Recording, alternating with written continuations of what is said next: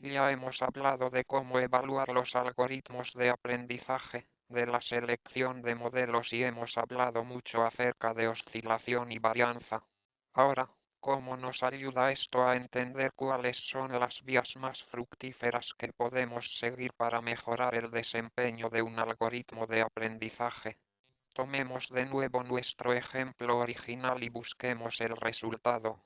Aquí tenemos nuestro ejemplo anterior en el que ajustamos una regresión lineal regularizada y nos encontramos con que no funciona tan bien como esperábamos. Dijimos que teníamos un menú de opciones. ¿Hay alguna manera de saber cuál de estas opciones será efectiva? Lo primero que intentamos fue obtener más ejemplos de entrenamiento. Esto resultó bien para corregir la varianza alta. Pero, por el contrario, si tienes un problema de alta oscilación y no de varianza alta, entonces, como vimos en el video anterior, obtener más ejemplos de entrenamiento no será de mucha ayuda.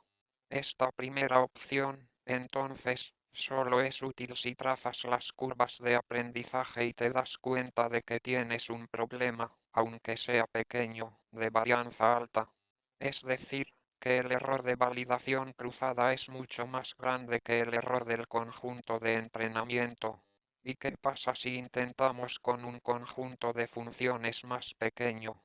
Cuando intentamos con un conjunto de funciones más pequeño, de nuevo, podemos corregir la varianza alta. En otras palabras, si te das cuenta, al ver las curvas de aprendizaje o algún otro indicador que hayas usado, que tienes un problema de oscilación alto, por favor, no pierdas tu tiempo intentando seleccionar cuidadosamente un conjunto de funciones más pequeño, porque si tienes un problema de alta oscilación, utilizar menos funciones no ayudará. Por el contrario, si ves las curvas de aprendizaje o algún otro indicador y te das cuenta que tienes un problema de varianza alta, entonces, intenta seleccionar un conjunto de funciones más pequeño. En este caso sí valdría la pena invertir tu tiempo. ¿Qué pasa si añadimos variables adicionales? Pensamos que añadir variables es una solución para corregir problemas de alta oscilación. Si añades variables adicionales es, generalmente, porque tu hipótesis actual es muy simple. Por lo tanto, intentamos añadir funciones para que nuestra hipótesis sea más capaz de ajustar el conjunto de entrenamiento. Igualmente, añadir funciones de polinomios es otra manera de añadir funciones y otra manera de corregir el problema de alta oscilación. Por el contrario, si las curvas de aprendizaje te muestran que tienes un problema de varianza alta, entonces, quizá esto no sea un buen uso para tu tiempo. Y finalmente, la disminución y el aumento de lambda. Intentar esto es fácil y rápido. Es menos probable que esto represente tiempo perdido, unos meses de tu vida. Disminuir lambda, como ya lo sabes, corrige el alta oscilación. Si todavía no tienes claro esto, te recomiendo que pongas pausa al video y pienses y te convenzas de que disminuir lambda corrige el alta oscilación, mientras que incrementar lambda corrige la varianza alta. Si no estás seguro de por qué pasa esto, pon pausa al video y asegúrate de convencerte de que así es, o mira las curvas que trazamos al final del video anterior y asegúrate de entender por qué resultan así. Finalmente, veamos todo lo que hemos aprendido y relacionémoslo con las redes neuronales. Aquí tenemos evidencias prácticas de cómo elegir generalmente la arquitectura o el patrón de conectividad de las redes neuronales que utilizamos. Si estás ajustando una red neuronal, una opción sería ajustar, digamos, una red neuronal pequeña con relativamente pocas unidades ocultas. Quizá solo una unidad oculta. Si estás ajustando una red neuronal, una opción sería ajustar una red neuronal relativamente pequeña con pocas o quizá solo una capa oculta y tal vez un número relativamente bajo de unidades ocultas.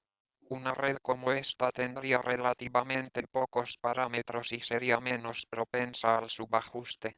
La ventaja principal de estas pequeñas redes neuronales es que su cálculo computacional es más barato. Una alternativa sería ajustar una red neuronal relativamente grande con, ya sea, más unidades ocultas. Hay muchas unidades ocultas aquí, o más capas ocultas.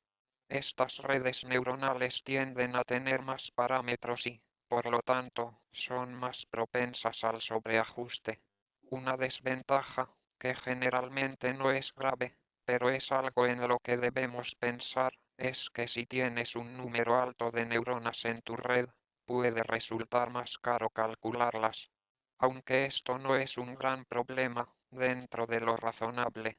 El problema potencial más importante de las redes neuronales muy grandes es que pueden ser más propensas al sobreajuste y resulta que si aplicas una red neuronal, usar una red neuronal grande es mejor.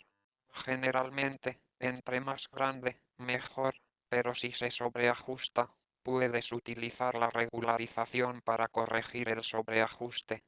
Con redes neuronales más grandes, utilizar la regularización para corregir el sobreajuste es, a veces, más efectivo que utilizar una red neuronal más pequeña. La desventaja principal es que puede ser más caro calcularlas. Finalmente, una de las otras decisiones es, digamos, el número de capas ocultas que quieres tener cierto. Es decir, si quieres tener una capa oculta o quieres tener tres capas ocultas como mostramos aquí, o dos capas ocultas. Usualmente, como creo que mencioné en el video anterior, utilizar una sola capa oculta es un valor por defecto razonable, pero si quieres elegir el número de capas ocultas, otra cosa que puedes intentar es conseguir una división de conjuntos de entrenamiento, validación cruzada y de prueba e intentar entrenar redes neuronales con una capa oculta o dos capas ocultas o tres capas ocultas y ver cuál de esas redes neuronales se desempeña mejor en el conjunto de validación cruzada. Tomas tus tres redes neuronales con una, dos y tres capas ocultas y calcula el error de validación cruzada o el en todas ellas y utiliza esto para seleccionar la red neuronal que crees que sea la mejor. Eso es todo sobre la oscilación y la varianza, sobre los métodos, como las curvas de aprendizaje, para diagnosticar esos problemas, y sobre el impacto de esto en la determinación de si un método es útil o no para mejorar el desempeño de un algoritmo de aprendizaje.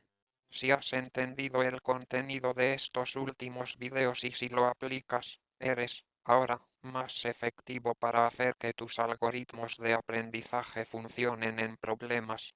Una gran parte o quizá la mayoría de los desarrolladores de aprendizaje automático aquí en Silicon Valley realizan estas actividades como su trabajo de tiempo completo. Espero que estos consejos sobre la oscilación, la varianza, las curvas de aprendizaje y el diagnóstico te ayuden a aplicar algoritmos de aprendizaje más efectivamente y a hacerlos funcionar mucho mejor.